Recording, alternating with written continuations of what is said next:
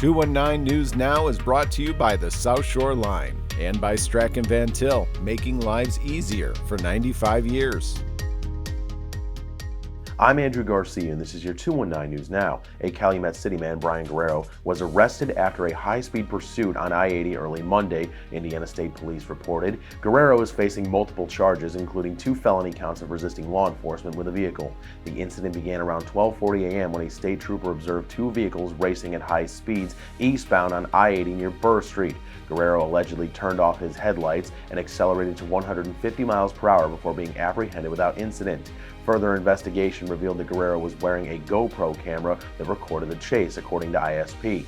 The Doolin School Board has approved a $95 million budget for 2026, with allocations including $44.8 million for education, $23.5 million for operations, $15.2 million for debt service, and $11.75 million for the operating referendum fund.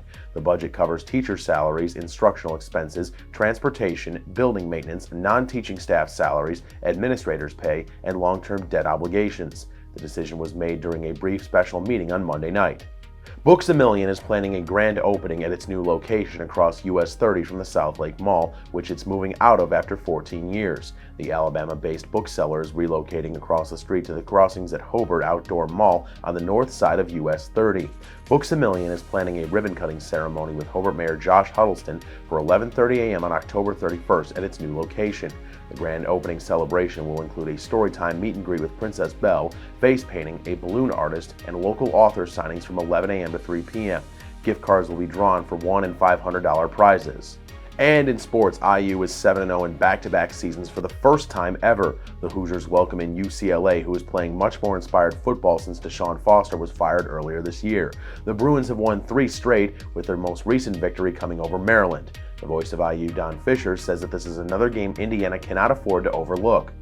I can't tell you what the scenario is at UCLA in the sense of how things have turned out, except that this. They always have had talent at UCLA. They have some of the best athletes in the world in the state of California and all the surrounding states down there, and they have always taken advantage of that. And they had a good football team last year when Indiana played them out there in the first time that we saw UCLA against IU in football. They had a good team from a talent perspective. They just didn't have the right coach and the right understanding of the concepts of what they were doing. Indiana went out there and kicked their butt. They're going to come in here and they're going to feel the same way that Indiana felt going to UCLA last year, and they haven't forgotten that ball game, trust me, and they've got really good players on this football team.